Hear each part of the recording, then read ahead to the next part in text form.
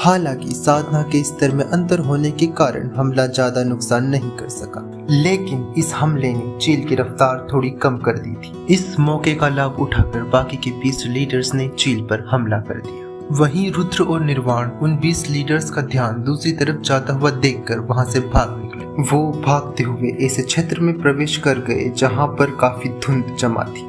20 leaders उस धुंध भरे क्षेत्र की सीमा तक आए और कुछ सोचकर वहीं रुक गए। उनकी आंखों में डर साफ दिखाई दे रहा था। दूसरी तरफ रुद्र और निर्वाण घने कोहरे के बीच आसमान से जमीन पर उतर जाते हैं। कोहरा इतना घना था कि वो दोनों एक दूसरे को भी नहीं देख पा रहे थे। रुद्र अपने सर्पेंट आई यूज करके कोहरे के बीच देखने की कोशिश करता है, लेकिन उसे आसपास बस लंबे लंबे पेड़ ही दिखाई दे रहे थे। कुछ देर खोजने के बाद उसे थोड़ी ही दूर पर एक क्षेत्र दिखाई देता है जहाँ पर धुंध नहीं थी। वो दोनों उसी क्षेत्र की तरफ बढ़ जाते हैं। इस गहरे सन्नाटे के बीच उन दोनों की चलने की आवाज साफ आ रही थी। वो दोनों जब उस क्षेत्र में पहुंचते हैं तो उन्हें एक झरना दिखाई देता है। उस झरने के सामने बैठकर एक लड़का किसी अंडे जैसी दिखने वाली चीज से बात कर रहा था।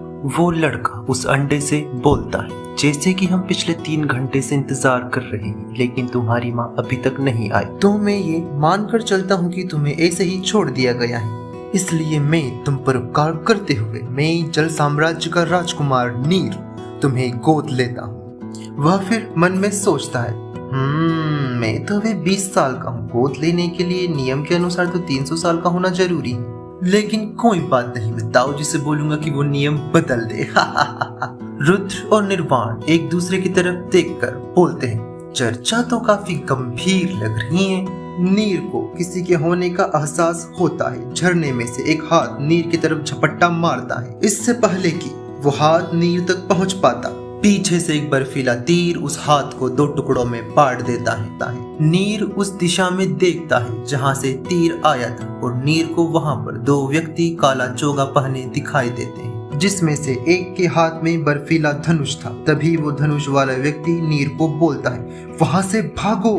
तभी उसी के साथ खड़ा एक व्यक्ति जिसके हाथ में एक भाला था तेजी से नीर की तरफ भागता है और अपना भाला नीर की तरफ चलाता है। वो भाला नीर के कान के पास से निकलकर उसके पीछे एक परछाई में जाकर लगता है। इस हमले से परछाई का दूसरा हाथ भी कटकर अलग हो जाता है। नीर वहां से तेजी से अलग हट जाता है। वह व्यक्ति फिर अपना भाला घुमाता है और उस परछाई का सर काट देता है। इससे पहले कि वो तीनों चैन की सांस ले पाते, उस झरने से उसके जैसी कई परछाइयां निकलने लगती हैं। उन परछाइयों की ताकत अधिक नहीं थी, लेकिन उनकी संख्या सैकड़ों में थी।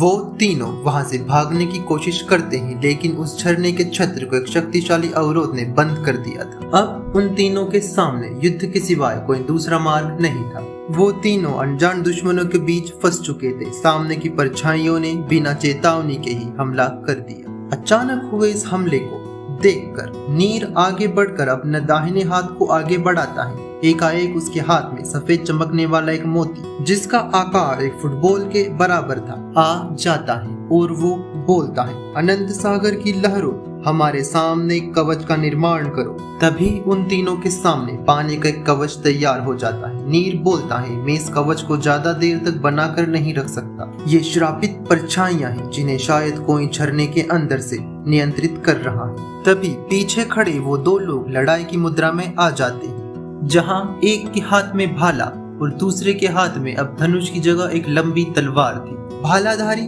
बोलता है, हे अग्नेत्रे जागो, युद्ध का समय आ चुका है।